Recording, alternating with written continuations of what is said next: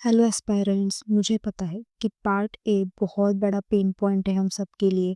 मतलब जितना डर हमें पार्ट सी से नहीं लगता, जितना डर हमें पार्ट बी से नहीं लगता, उतना डर हमें पार्ट ए से लगता है। उसकी जो सॉल्विंग है, उसके जो क्वेश्चंस है, उससे इतना ज़्यादा डर लगता है हमें, इसलिए बहुत से एस्पायरेंट इसे स्किप कर देते हैं। ये गलती बिल्कुल मत कीजिएगा, क्योंकि मैंने ये की थी और ये इसका ये भुगत चुकी हूँ मैं मेन एग्ज़ाम में। इसलिए मैं आपसे कह रही हूँ कि आपको जनरल एप्टीट्यूड बिल्कुल भी स्किप नहीं करना है, आप सॉल्व कीजिए उसे। एटलीस्ट 4 से 5 क्वेश्चंस आप सॉल्व कीजिए, पूरा का पूरा स्किप मत कीजिए। एंड अभी क्योंकि टाइम बहुत कम है, जब ये वीडियो अपलोड हो जाएगा तब 15 से 20 दिन ही बचे होंगे सिर्फ एग्ज़ाम के लिए। तो इन 15-20 दिनों में आपको पूरा जनरल एप्टीट्यूड करना इम्पॉसिबल है, क्योंकि हमें पार्ट बी, पार्ट सी जो सिलेबस है उसे भी कवर करना है। तो मैं आपको ऐसे 6 से 7 यूनिट्स बताऊँगी, टॉपिक्स बताऊँगी जो जनरल एप्टीट्यूड में पूछे जाते हैं, जो सीएसआईआर का फ़ेवरेट है और वो हमेशा उससे कहीं न कहीं क्वेश्चंस पूछते ही हैं। तो पहला है उसका, वो है एवरेज प्रॉब्लम, यानी कि वो बोलते हैं कि एवरेज निकालो। इतना है, ये है, मतलब क्वेश्चन देंगे कि एवरेज पूछो, एवरेज निकालो। तो एवरेज प्रॉब्लम जो भी है ना, वो आपको बहुत बार पूछा जाता है। तो जितनी भी एवरेज प्रॉब्लम होती है जहाँ पे आपको एवरेज निकालनी पड़ती है, ऑन एन एवरेज बताओ, ऑन एन एवरेज कैसे होगा, क्या होगा, तो आपको वो करना है। उसके बाद जो सेकंड इम्पोर्टेंट है वो है प्रोबेबिलिटी। प्रोबेबिलिटी मतलब प्रोबेबिलिटी कितनी होगी, ये जैसे हमें जेनेटिक्स में नहीं होता वैसे आपको एप्टीट्यूड में पूछा जाता है कि प्रोबेबिलिटी बताओ, कि इसकी प्रोबेबिलिटी क्या होगी। ये प्रोबेबिलिटी जैसे डाइस में प्रोबेबिलिटी पूछेंगे, कार्स में प्रोबेबिलिटी पूछेंगे, तो प्रोबेबिलिटी आपको बहुत पूछते हैं, तो इसे बिल्कुल भी मत भूलना। उसके बाद अरेंजमेंट जो भी होता है ना, साउथ में है, वेस्ट वेस्ट में है, तो फिर वो कहाँ टर्न हो जाएगा, फिर अरेंजमेंट कहाँ होगी। जैसे डायरेक्शंस के होते हैं, डायरेक्शन अरेंजमेंट आपको बहुत पूछा जाता है कि साउथ में जा रहा है, फिर टर्न 90 डिग्री टर्न हो रहा है, फिर वो कहाँ जाएगा, वैसे क्वेश्चंस होते हैं। फिर अरेंजमेंट के भी क्वेश्चंस होते हैं कि उसके मतलब एक कैरेक्टर देंगे आपको कि एक लड़की है, उसके लेफ्ट में ये लड़का है, फिर उसके लेफ्ट में ये लड़का है, तो बोलो मिडल में कौन है। तो अरेंजमेंट के क्वेश्चंस आपको बहुत पूछे जाते हैं। फिर आता है मॉनेटरी प्रॉब्लम्स, यानी कि जो प्रॉफिट लॉस होता है ना, वो आपको कंपाउंड इंटरेस्ट इंटरेस्ट मतलब बैंक रिलेटेड आपको बहुत सारे पूछेंगे, तो वो भी एक बार देख लेना।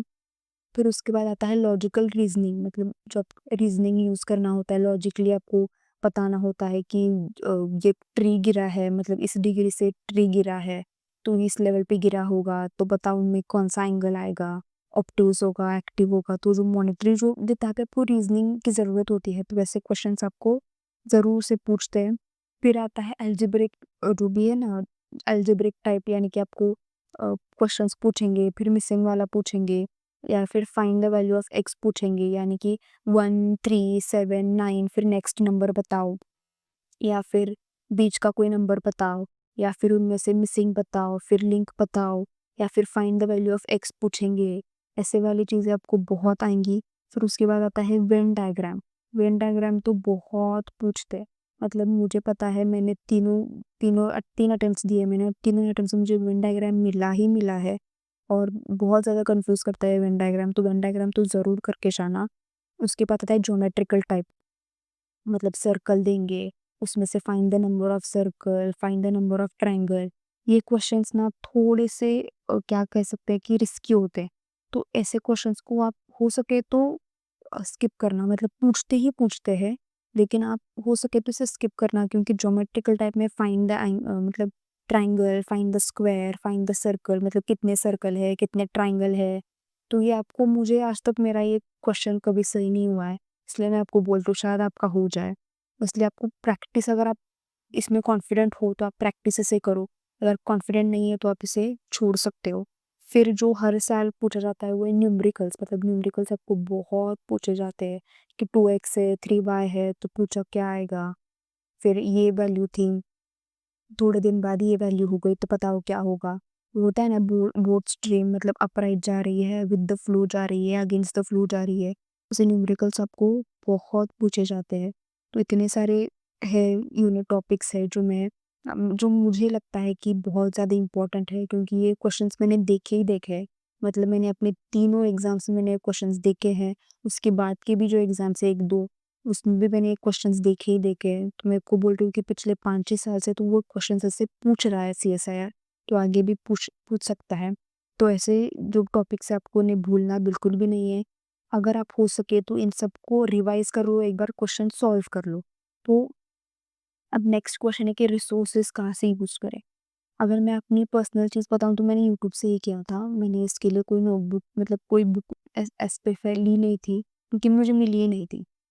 तो जितना यूट्यूब पे कंटेंट था मैंने उतना ही प्रेफ़र किया था, और मैं भी आपको वही कहूँगी कि यूट्यूब पे बहुत भरे पड़े हैं, मतलब हर जो भी बड़ा यूट्यूब उनका एकेडमी है या कोचिंग है, उनके जनरल एप्टीट्यूड के टॉपिक्स होते ही हैं और वो फ्री में होते हैं।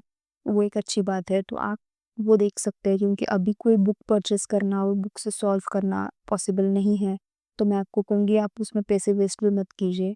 आप हो सके तो यूट्यूब से जितना आप कर सकते हो उतना कीजिए।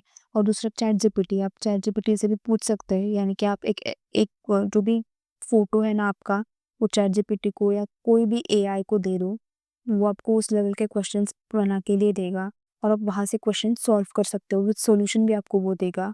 तो ये भी एक एडवांस मेथड है जो हमारे वक़्त नहीं थी अनफॉर्च्यूनेटली। तो आप ऐसा कर सकते हैं। आप यूट्यूब से कीजिए, आप जो भी एआई की उसकी हेल्प लीजिए।